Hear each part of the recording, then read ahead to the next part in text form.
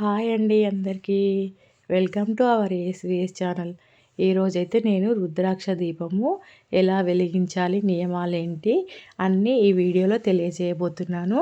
అందుకే నేనైతే వీడియో తీశానండి. మీతో షేర్ చేసుకుందామని పోస్ట్ చేస్తున్నాను. నా వీడియో నచ్చినట్టయితే లైక్ చేయండి. నా ఛానల్ని సబ్స్క్రైబ్ చేసుకోండి. మీరు ఇచ్చే ఒక్క లైక్ వల్ల మరిన్ని వీడియోస్ చేయాలని చెప్పేసి అనిపిస్తుంది. Please like, share, subscribe. ముందుగా మనం వీడియోలోకి వెళ్ళిపోదాము. ఈరోజు సోమవారం కదండి. ఏదైనా ఒక సోమవారము తర్వాత ఏకాదశి తిథి ఉన్నా, ఏ తిథి ఉన్నా, తర్వాత మాస శివరాత్రి రోజైనా, మహాశివరాత్రి రోజైనా, ఏదైనా సోమవారం రోజు ఈ రుద్రాక్ష దీపాన్ని అయితే వెలిగించవచ్చండి.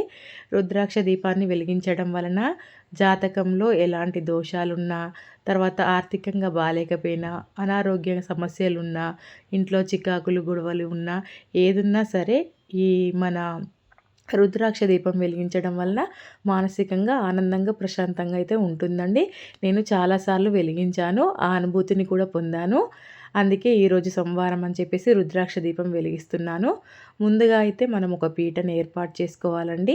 పీటను ఏర్పాటు చేసుకునే ప్లేస్లో పసుపుతో రాసి అష్టదళం ముగ్గు వేసి ఏదైనా జాకెట్ బట్ట అంటారు కదా, కొత్తది తీసుకొని వస్త్రం పీట పైన వేసి బియ్యం పోసి పసుపు కుంకుమ వేసి శివపార్వతుల ఫోటో అండి. శివపార్వతుల ఫోటో ముందుగానే మనం తూడ్చి గంధం కుంకుమతో అలంకరణ చేసి పూలమాల వేసి ఫోటోనైతే పెట్టుకోవాలండి. తర్వాత ఈ రుద్రాక్ష దీపం పెట్టడానికి నా దగ్గర లోటస్ ఉందండి. మామూలుగా ఇత్తడి ప్లేట్లో అయినా సరే బియ్యం పోసి దాని మీద రుద్రాక్ష దీపం అయితే వెలిగించవచ్చు. రుద్రాక్ష దీపానికి ఏంటి అంటే బియ్యం పిండి, ఆవు నెయ్యి, బెల్లము, తర్వాత అరటిపండు ఇవన్నీ కలిపి మనం ఒక ప్రమిదలాగా చేసుకోవాలండి. పిండి ప్రమిదను చేసుకొని దాని మీద ఇలా 3 కన్నులు ఉన్నట్టుగా శివుని నామాన్ని వేసుకొని అందులో ఆవు నెయ్యి వేసి రుద్రాక్ష దీపాన్ని అయితే వెలిగించాలండి. మీ దగ్గర విడి రుద్రాక్షలు ఉన్నట్టయితే విడి రుద్రాక్షలు కూడా ఈ పూజలో పెట్టుకోండి. నా దగ్గర మాల ఉందని చెప్పేసి రుద్రాక్ష మాల అయితే వేశాను. ఇది కొత్త మాలనే వాడాలండి.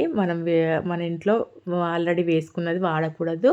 కొత్త మాలనే రుద్రాక్ష వాడాలి. విడి రుద్రాక్షలు ఉన్నట్టయితే విడి రుద్రాక్షలు కూడా మనం పూజలో పెట్టుకోవచ్చు.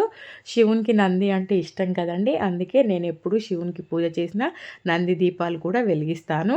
మామూలుగా 2 దీపాలు కూడా వెలిగిస్తాను. అందులో ఇప్పుడు శివునికి ఇష్టం అని చెప్పేసి నంది దీపాలు కూడా వెలిగించాను. ఈ దీపాన్ని ఏదైనా ఒక సోమవారం కానీ, లేదంటే మాస శివరాత్రి రోజు కానీ, మహాశివరాత్రి రోజు కానీ సాయంత్రం వేళ ప్రదోష వేళ అంటే శివునికి చాలా ఇష్టం కదండి. సాయంత్రం 6 to 7 మధ్యలో ఈ రుద్రాక్ష దీపాన్ని అయితే వెలిగించాలి.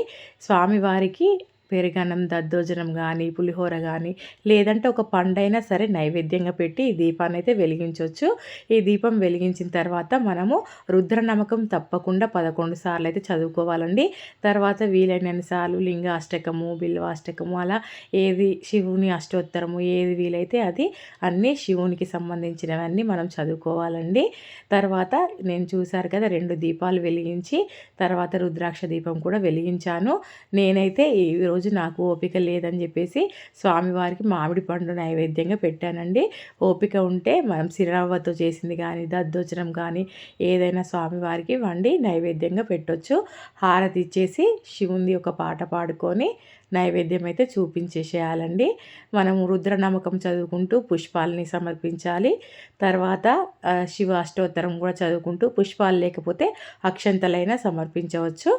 నేనైతే పుష్పాలను అయితే సమర్పించాను. నాకైతే చాలా మంచి అనిపించిందండి. ప్లీజ్ ఫ్రెండ్స్, నా వీడియో నచ్చినట్టయితే లైక్ చేయండి. నా ఛానల్ని సబ్స్క్రైబ్ చేసుకోండి. Bye friends.